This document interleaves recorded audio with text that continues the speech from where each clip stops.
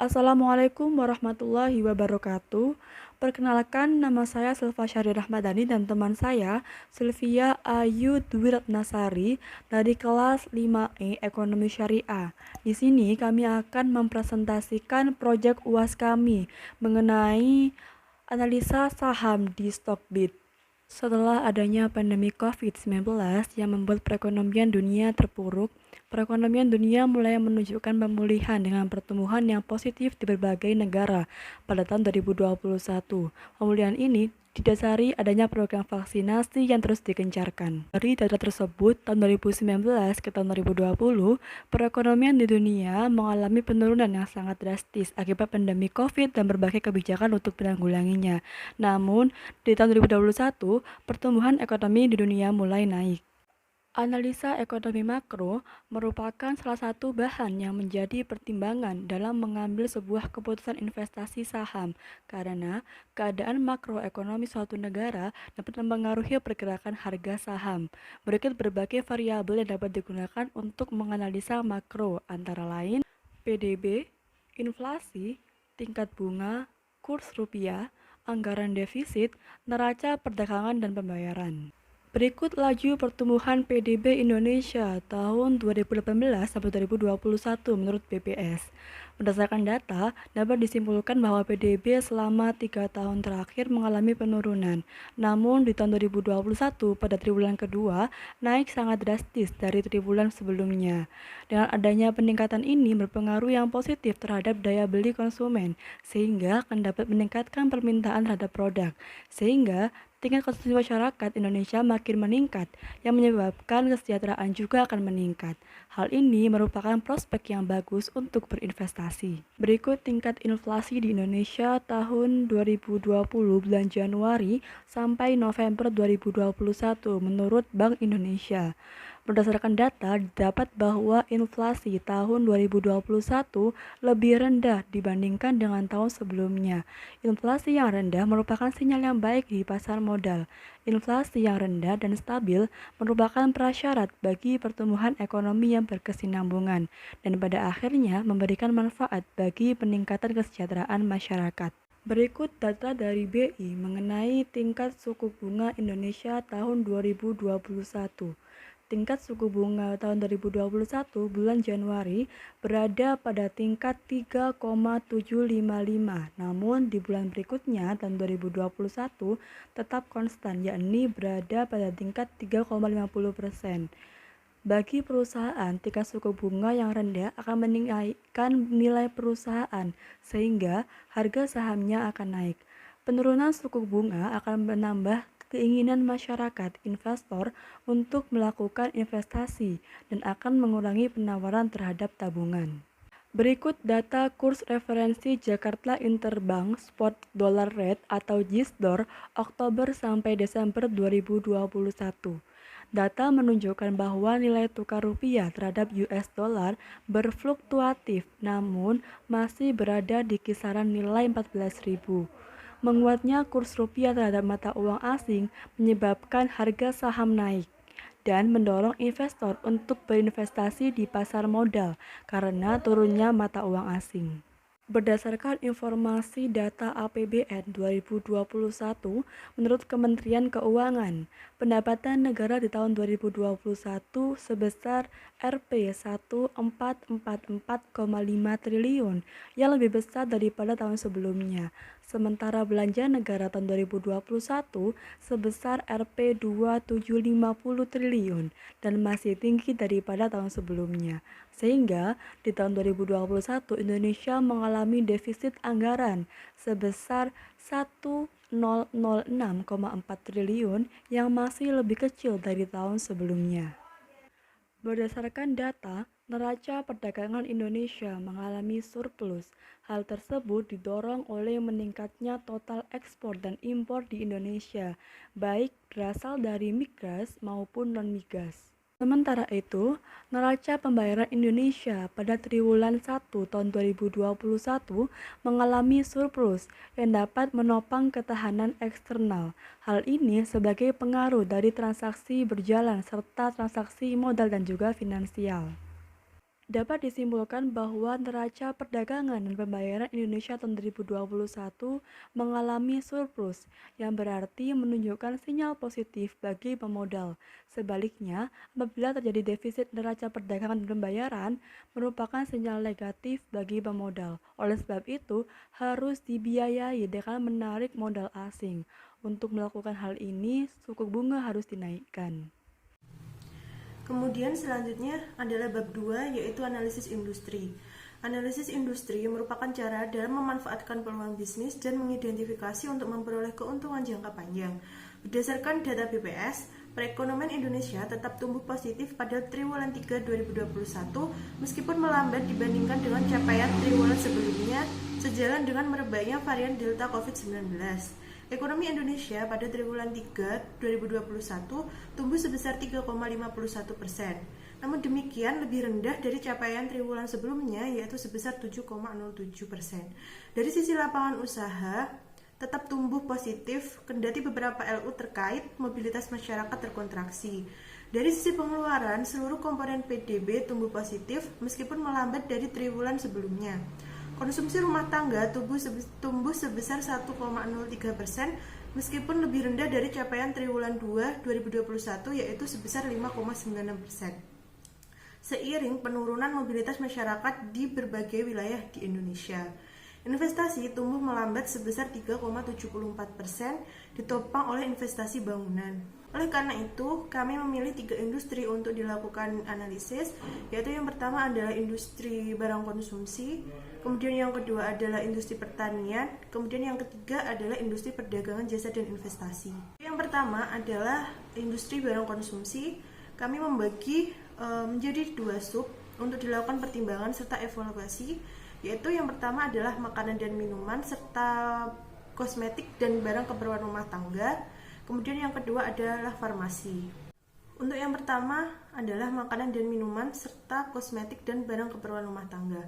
Perlu kita ketahui bahwa keperluan pada sektor ini merupakan hal pokok dalam pemenuhan kebutuhan sehari-hari dan kita tidak bisa lepas utamanya pada bidang makanan dan minuman. Oleh karena itu, berdasarkan stok bid, kami mempertimbangkan 5 saham untuk dibandingkan, yaitu UNVR, ICBP, JPFA, Kino, dan Cleo. Sehingga diperoleh data sebagai berikut.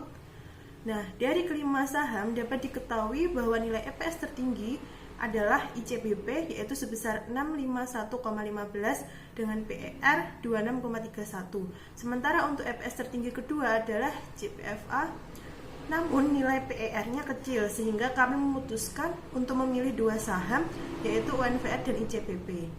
Apabila nilai EPS tinggi, maka perusahaan mampu memperoleh keuntungan bersih dari setiap lembar saham yang tinggi juga. Sedangkan nilai PER akan mempengaruhi pertumbuhan perusahaan sehingga memiliki prospek yang baik untuk kedepannya.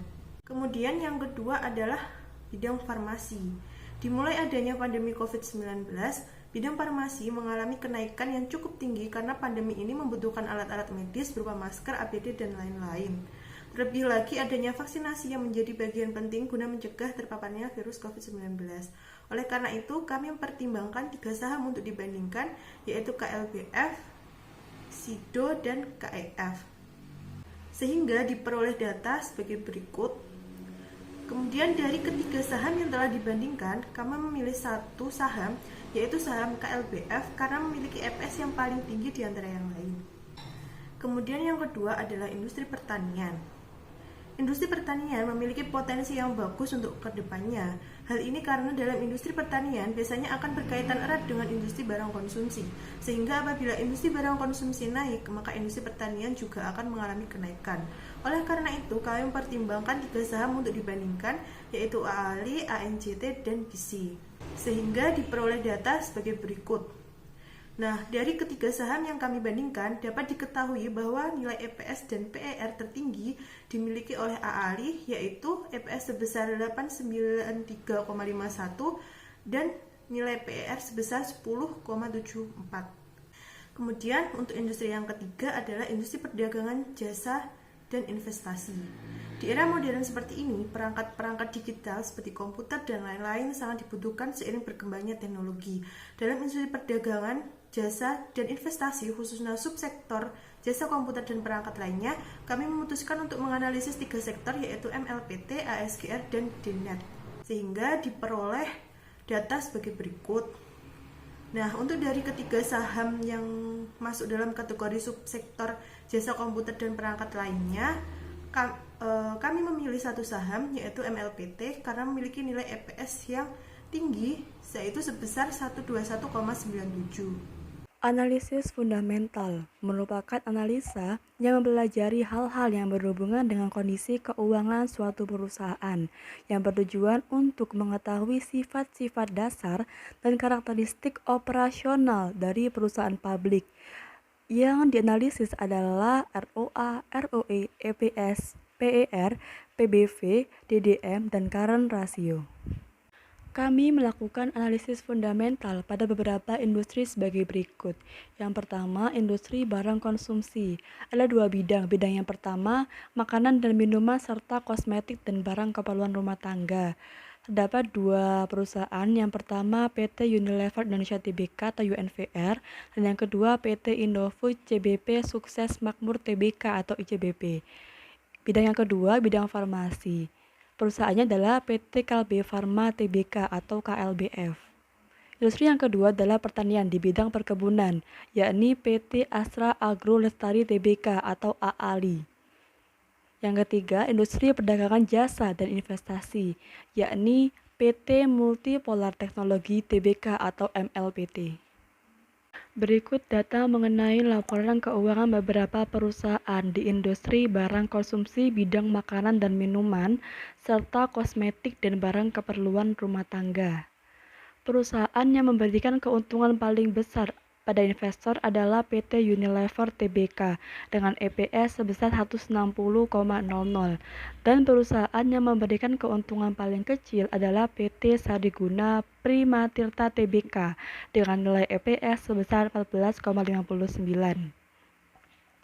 Perusahaan yang menunjukkan harga saham paling murah dan cocok untuk investasi jangka panjang adalah dengan nilai PER yang terkecil adalah PT Java Confit Indonesia Tbk dengan nilai PER 9,28. Perusahaan yang efektif menghasilkan keuntungan melalui asetnya ditunjukkan dengan nilai ROA yang paling besar adalah PT Unilever Indonesia Tbk. Sementara perusahaan yang kurang efektif dalam menghasilkan keuntungan melalui asetnya ditunjukkan dengan ROA paling kecil adalah PT Kino Indonesia Tbk. Perusahaan yang efektif dalam mengelola modal untuk menghasilkan keuntungan atau laba ditunjukkan dengan nilai ROE paling besar adalah PT Unilever Indonesia Tbk. Sementara perusahaan yang kurang efektif dalam pengelolaan modalnya ditunjukkan dengan nilai ROE paling kecil adalah PT Kino Indonesia Tbk. Perusahaan yang mampu memenuhi kewajiban jangka pendek menggunakan aktivanya dengan current rasio yang paling besar adalah PT Java Confit Indonesia Tbk. Jadi, dapat disimpulkan bahwa pada industri di bidang ini yang memiliki prospek yang paling baik untuk menanamkan saham yaitu perusahaan PT Unilever Indonesia Tbk dan PT Indofood CBP Sukses Makmur Tbk karena memiliki beberapa keunggulan dibandingkan dengan perusahaan yang lain. Berikut data mengenai laporan keuangan beberapa perusahaan di industri barang konsumsi bidang farmasi. Perusahaan yang dapat memberikan keuntungan paling besar adalah PT Kalbe Farma Tbk dengan nilai EPS sebesar 63,87. Sementara perusahaan yang memberikan keuntungan paling kecil adalah PT Industri Jamu dan Farmasi Sidomuncul Tbk dengan nilai EPS sebesar 38,63. Perusahaan yang menunjukkan harga saham paling murah dan cocok untuk investasi jangka panjang adalah PT Industri Jamu dan Farmasi Sidomuncul Tbk dengan nilai PER sebesar 22,52. Perusahaan yang efektif dalam menghasilkan keuntungan melalui asetnya ditunjukkan dengan nilai ROA paling besar adalah PT Industri Jamu dan Farmasi Sidomuncul Tbk. Sementara perusahaan yang kurang efektif dalam menghasilkan laba melalui asetnya dengan ROA paling kecil adalah PT Kimia Farma Tbk. Perusahaan yang efektif dalam mengelola modal untuk menghasilkan keuntungan ditunjukkan dengan nilai ROE paling besar adalah industri jamu dan farmasi Sido Muncul Tbk. Sementara perusahaan yang kurang efektif dalam mengelola modal adalah PT Kimia Farma Tbk. Perusahaan yang mampu memenuhi kewajiban jangka pendek dengan current rasio paling besar adalah PT Kalbe Farma Tbk. Jadi, dapat disimpulkan bahwa perusahaan di industri bidang farmasi yang memiliki prospek yang paling baik untuk menanamkan saham adalah PT Kalbe Farma Tbk karena lebih unggul dibandingkan dengan perusahaan yang lain di bidang ini. Berikut tabel yang berisikan data mengenai laporan keuangan beberapa perusahaan di subsektor industri pertanian di bidang perkebunan.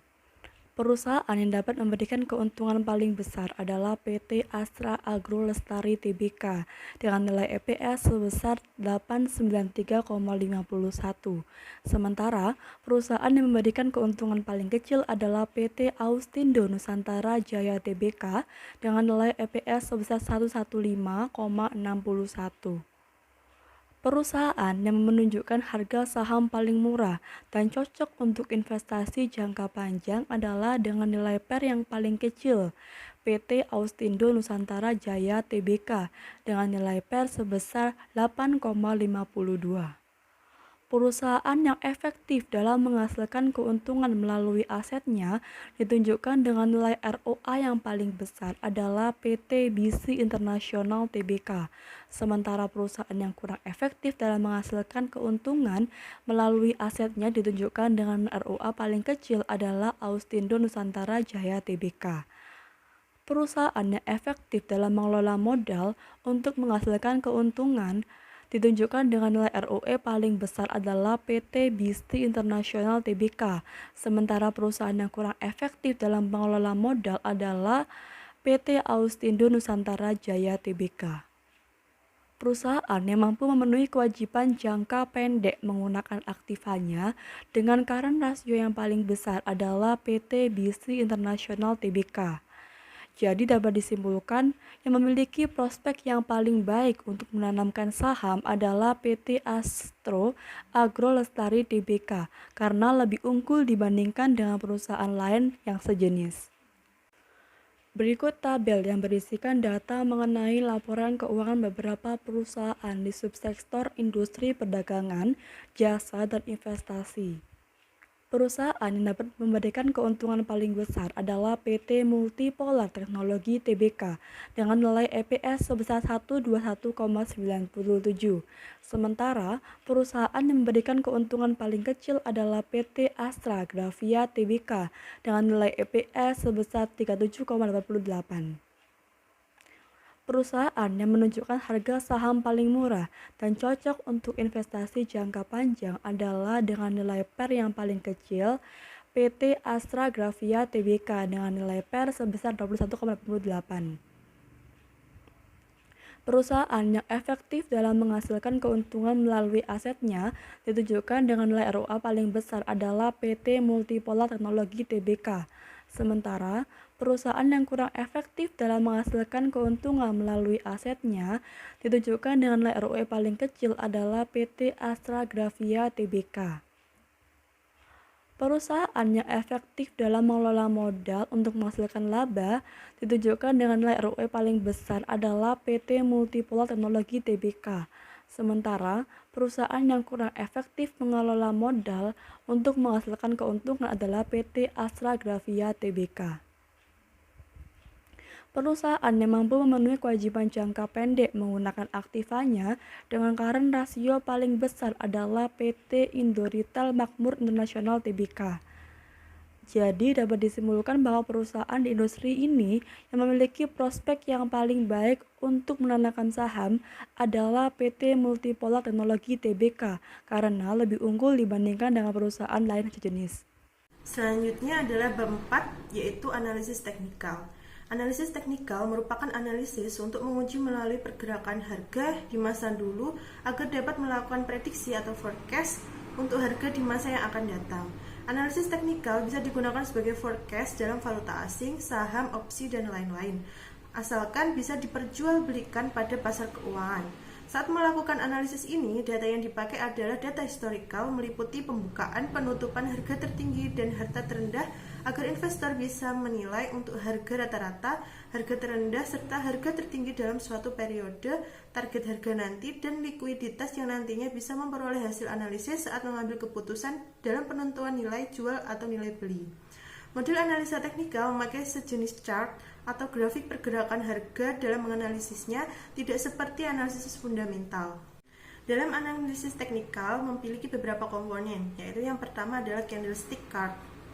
Nah, ini merupakan grafik yang memiliki bentuk mirip lilin. Candle ini menunjukkan 4 kondisi harga saham meliputi harga pembukaan, tertinggi, terendah, dan penutupan dalam periode tertentu, dan pergerakannya dapat dipakai investor ketika memakai analisis teknikal. Candlestick ini merupakan analisis paling tua dalam analisis teknikal yang mana pertama kali dipakai untuk memprediksi terhadap pergerakan harga-harga beras. Umumnya, candlestick memiliki 2 jenis, yaitu bullish candle dan bearish candle. Bullish candle terjadi ketika candlestick berwarna hijau, yang berarti harga open lebih tinggi daripada harga close atau harga penutupan. Sementara untuk bearish candle terjadi apabila candlestick berwarna merah, yang berarti harga open lebih rendah daripada close. Komponen yang kedua adalah support dan resistance. Support merupakan bagian batas bawah pergerakan harga. Dalam keadaan support, pembeli akan lebih banyak melakukan pembelian karena mereka yakin bahwa harga tersebut merupakan harga yang paling murah dan harganya akan cenderung kembali ke atas. Sedangkan resistance merupakan batas atas pergerakan harga. Dalam keadaan resistance, maka penjualan lebih banyak untuk menjual sahamnya karena mereka yakin bahwa pada harga tersebut merupakan harga yang paling mahal sehingga pasti mendapatkan keuntungan. Kemudian yang ketiga adalah indikator teknikal atau technical indicators, yaitu terdapat 3 indikator yang digunakan dalam analisis teknikal, meliputi moving average, stochastic oscillator, dan relative strength index atau IRSI. Untuk moving average merupakan nilai rata-rata dalam pergerakan harga di rentang waktu tertentu agar dapat mengetahui tren. Nilai rata-rata menunjukkan harga sekarang di atas atau di bawah rata-rata dan masuk dalam kategori murah atau mahal jika melalui perbandingan harga di masa lampau. Oleh karena itu, nilai rata-rata adalah nilai yang paling penting untuk dianalisis. Yang kedua adalah stochastic. Stochastic oscillator merupakan indikator yang memberikan petunjuk mengenai lokasi harga penutupan terakhir relatif terhadap range tertinggi atau terendah pada suatu periode tertentu. Ini berguna agar dapat melakukan penentuan kondisi jenuh jual dan jenuh beli pada aktivitas pasar dan memiliki nilai range antara 0% sampai 100%. Kemudian komponen yang ketiga adalah RSI atau Relative Strength Index, merupakan sebuah osilator yang dipakai agar memberikan petunjuk mengenai kekuatan harga dengan dibandingkannya pergerakan naik turun sebuah harga saham. RSI umumnya dipakai sebagai identifikasi keadaan jenuh beli atau overbought dan jenuh jual atau oversold. RSI memiliki fungsi khusus yaitu sebagai pengukur kecepatan perubahan harga. Berikut ini adalah analisis teknikal dari beberapa saham yang kami beli. Yang pertama adalah UNVR sebagai berikut. Terdiri dari moving average, candlestick chart, bearish candle, relative strength index, dan stochastic. Candlestick chart merupakan grafik yang memiliki bentuk mirip lilin. Candle ini menunjukkan 4 kondisi harga saham meliputi harga pembukaan, tertinggi, terendah, dan penutupan dalam periode tertentu. Pada gambar menunjukkan bahwa candlestick saham UNVR berwarna merah, yang berarti harga open lebih rendah daripada closed atau disebut dengan candlestick bearish atau bearish candle. Selain itu, pada gambar di atas juga menunjukkan bahwa nilai stokastik saham UNVR berada di atas 20 namun tidak melebihi 80 yang artinya stabil. Selain itu menunjukkan juga bahwa garis merah K memotong garis biru D ke atas yang artinya menunjukkan sinyal beli untuk saham UNVR. Kemudian untuk moving average 5 days untuk saham UNVR pada gambar adalah sebesar 4.438 yaitu rata-rata hariannya. Untuk relative strength index, saham UNVR adalah sebesar 41, di mana masuk dalam level 40-50 dan bisa digunakan untuk range perdagangan jangka pendek. Untuk analisis yang kedua adalah analisis teknikal ICBP yang meliputi moving average, candlestick chart, bullish candle, relative strength index, dan stochastic. Pada gambar menunjukkan bahwa candlestick saham ICBP berwarna hijau, yang berarti harga open lebih tinggi daripada harga closed, atau disebut juga candlestick bullish atau bullish candle. Pada gambar juga menunjukkan bahwa nilai stochastic saham ICBP berada di atas 20, namun tidak melebihi 80 yang artinya stabil.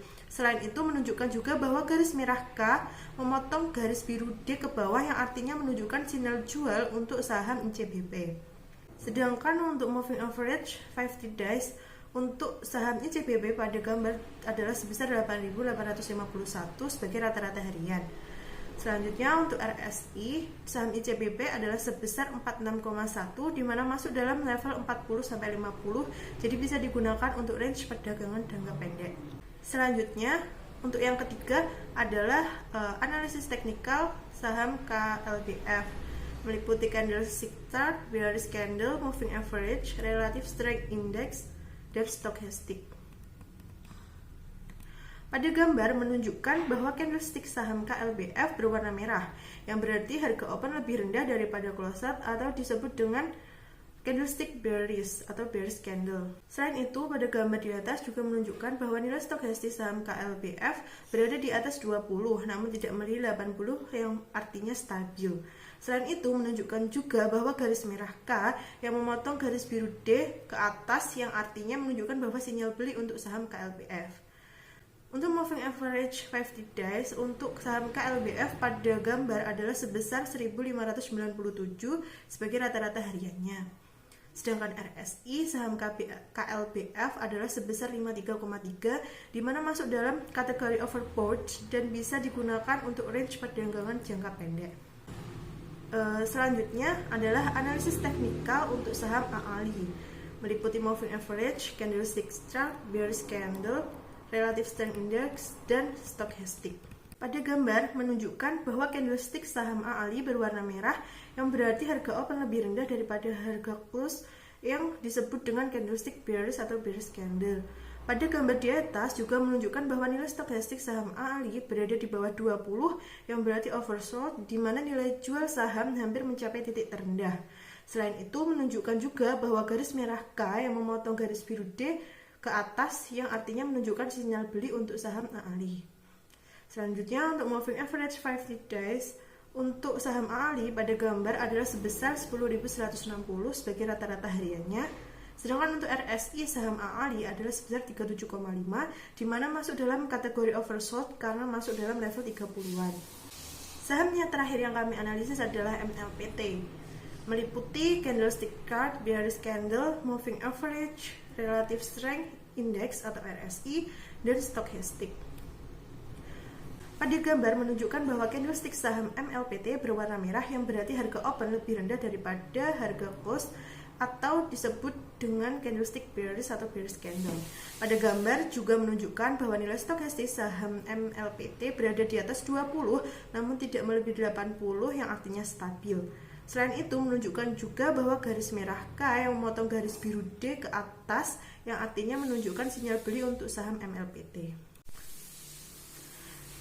Selanjutnya adalah bab 5 yaitu transaksi pembelian dan penjualan saham. Dalam transaksi Stockbit ini dimulai dari tanggal 18 November 2021 sampai dengan 29 Desember 2021 atau kurang lebih sekitar 6 minggu. Yang pertama adalah transaksi untuk pembelian saham. Adanya pembelian saham-saham seperti UNVR, ICBP, KLBF, AALI, dan MLPT didasari oleh berbagai analisis yang telah kami lakukan di atas meliputi analisis ekonomi, analisis industri, analisis fundamental, dan analisis teknikal. Selain itu juga didasari oleh berita terkini yang diunggah dalam Stockbit itu sendiri, meliputi Stockblog, Stockbit News, dan lain-lain. Karena itu kami memutuskan untuk membeli saham-saham tersebut dengan rincian sebagai berikut ini, sehingga dapat diperoleh tabel sebagai berikut. Untuk tanggal 18 November 2021 kami memutuskan untuk membeli dua saham yaitu ICBP dan KLBF masing-masing 3 lot. Untuk ICBP harganya sebesar 9.125 atau jumlah pembeliannya berjumlah 2.737.500. Selanjutnya untuk KLBF dibeli dengan harga 1.615 dan jumlah pembeliannya adalah sebesar 484.500. Kemudian untuk tanggal selanjutnya, yaitu tanggal 19 November 2021, kami memutuskan untuk membeli dua saham, yaitu saham AALI dan MLPT, di mana harga AALI saat itu adalah 10.400, sehingga jumlah pembeliannya adalah 3.120.000. Sedangkan untuk MLPT harga belinya 3.510 dan jumlah pembeliannya adalah sebesar 1.053.000. Nah, untuk pembelian terakhir yaitu pada tanggal 26 November 2021, yaitu UNVR dengan harga 4.710. Untuk jumlah pembeliannya adalah 1.413.000. Nah, jadi untuk total pembeliannya adalah 8.808.000. Dari kelima saham yang kami beli, 4 diantaranya mengalami loss dan hanya satu saham yang mengalami gain, yaitu untuk saham MLPT sebesar 1,22% atau dalam jumlah rupiah sebesar 12.894. Kemudian yang kedua adalah transaksi penjualan saham. Adanya transaksi penjualan tersebut didasari adanya potensi keuntungan, yaitu gain, yang mana harga pasar lebih tinggi daripada harga beli, sehingga kami memutuskan untuk melakukan penjualan saham dengan rincian sebagai berikut. Pada tanggal 24 November 2021, kami memutuskan untuk menjual MLPT dengan harga 3.560, yang sebelumnya harga belinya adalah sebesar 3.510. Nah, lot yang dijual itu semuanya atau 3 lot yang kami jual. Kemudian harga penjualannya adalah sebesar 1.068.000. Kemudian selanjutnya adalah bab 6, yaitu hasil investasi. Total keuntungan investasi adalah sebesar 15.000. Kemudian total pembelian saham 8.808.000. Total dana awal investasi adalah 100 juta. Total penjualan saham dari tanggal 18 November sampai 29 Desember 2021 adalah sebesar 1.068.000. Dan hasil akhirnya sesuai dengan gambar berikut ini. Ringkasan dari hasil investasi yang bermodalkan 100 juta menggunakan virtual trading pada tanggal 18 sampai 26 November 2021, kami menginvestasikan dana tersebut sebesar 8.808.000 untuk membeli 5 saham, yaitu saham UNVR, ICBP, KLBF, AALI, dan MLPT. Sementara pada tanggal 24 November 2021, kami melakukan penjualan saham MLPT dan mendapatkan keuntungan sebesar 15.000. Kami menahan 4 saham yang lain karena mengalami loss yang cukup banyak, dan ketika dijual selalu rejected atau tidak match, sehingga virtual balance per tanggal 29 Desember 2021 sebesar 92.239.180. Sedangkan untuk virtual equity sebesar 99.461.690 dengan loss sebesar min 0,55% atau dirupiahkan sejumlah 548.010. Dalam proyek UAS mata kuliah Pasar Uang Pasar Modal Syariah yang dimulai dari 17 November 2021 hingga 7 Januari 2022, kami diberikan modal sebesar 100 juta pada aplikasi virtual trading Stockbit. Kami menginvestasikan modal tersebut ke beberapa saham, diantaranya UNVR, ICBP, KLBF, AALI, dan MLPT.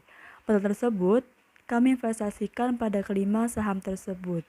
Virtual balance portofolio kami di Stockbit per tanggal 29 Desember 2021 adalah Rp 92.239.180. Sedangkan untuk virtual equity sebesar Rp99.461.690 dengan loss sebesar min 0,55% atau Rp548.10. Dalam valuasi final project ini, tidak semua metode valuasi digunakan. Namun, kami berharap bahwa penggunaan ROA, ROE, EPS, PER, dan current ratio dapat membantu kami dalam memberikan keputusan untuk membeli beberapa saham. Sebelum melakukan investasi, maka diperlukan untuk melihat beberapa kondisi terlebih dahulu, di antaranya dengan melakukan analisa makro, analisa industri, analisa fundamental, analisa teknikal. Hal ini bertujuan untuk melihat bagaimana kondisi perusahaan, apakah sahamnya layak untuk dibeli atau tidak. Dengan begitu, dapat membantu dan memudahkan kami dalam mengambil keputusan apa saja saham yang akan dibeli. Selain keempat analisa di atas, sangat penting juga harus mengetahui isu-isu terkini atau informasi penting apa yang saat ini sedang diberitakan, sehingga dapat memutuskan saham apa yang akan dibeli agar dalam beberapa tahun ke depan mendapatkan keuntungan dan juga tidak rugi. Demikian presentasi dari kami, kurang lebihnya mohon maaf. Wassalamualaikum warahmatullahi wabarakatuh.